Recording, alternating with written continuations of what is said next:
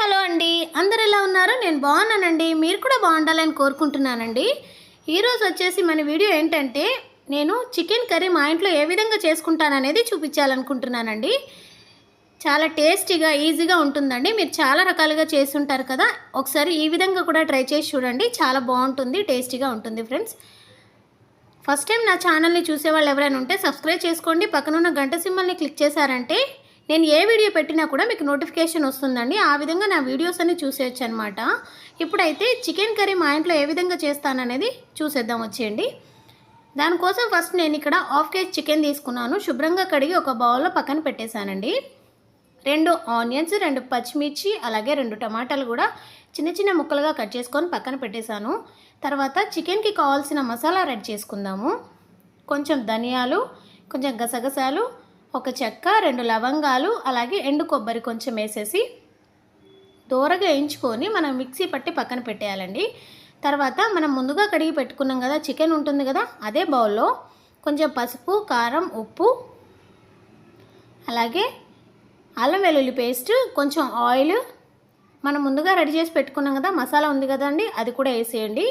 బాగా ముక్కలకి పట్టేలాగా బాగా కలిపేయండి. తర్వాత ఒక స్పూన్ పెరుగు కూడా యాడ్ చేసేసి ముక్కలకి పట్టేలాగా బాగా ఒకసారి కలిపేయండి.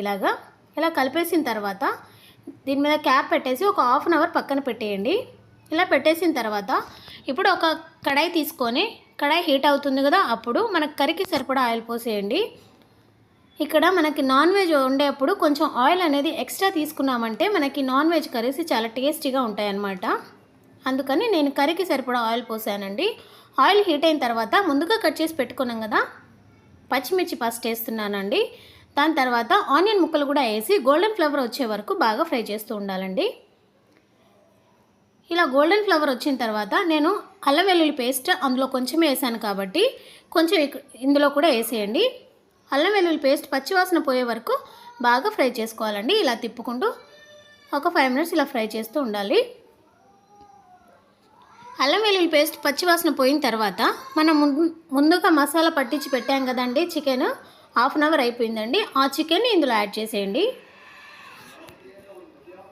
చూడండి, ఇలా యాడ్ చేసిన తర్వాత ఒకసారి బాగా కలుపుకోండి. ఆయిల్ అనేది బాగా ముక్కలకి పట్టేలాగా ఒకసారి బాగా కలుపుకోండి.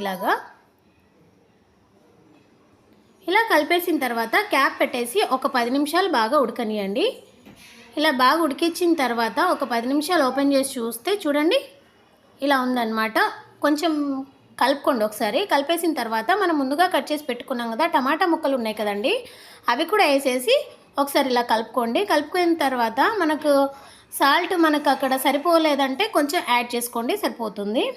అలాగే మనకు మసాలా రెడీ చేసుకున్నాం కదా, అందులో కొంచెం వాటర్ పోసి ఇందులో వేసేయండి. ఇలా వేసిన తర్వాత ఇంకో 10 నిమిషాలు బాగా ఉడకనిస్తే సరిపోతుందండి. కర్రీ అనేది రెడీ అయిపోయింది మనకి. దీన్ని కొత్తిమీరతో గార్నిష్ చేసుకోండి, చాలా టేస్టీగా ఉంటుందండి. చూడండి రెడీ అయిపోయింది కదా. దీన్ని రొట్టెలో కానీ చపాతీలో కానీ తినండి, చాలా టేస్టీగా ఉంటుందండి. నేనైతే మా ఇంట్లో ఈ విధంగా చేసుకుంటామన్నమాట. ఈ పద్ధతిలో చేయండి, మీకు కూడా ఒకసారి టేస్ట్ అనేది డిఫరెంట్ తెలుస్తుంది కదా, అందుకే నేను ఈ వీడియో చేస్తున్నాను. వీడియో నచ్చితే లైక్ చేయండి, సబ్స్క్రైబ్ చేయండి. అలాగే మీరు ఒకసారి ట్రై చేసి ఎలా వచ్చిందో నాకు కామెంట్ రూపంలో కామెంట్ చేయండి. బాయ్.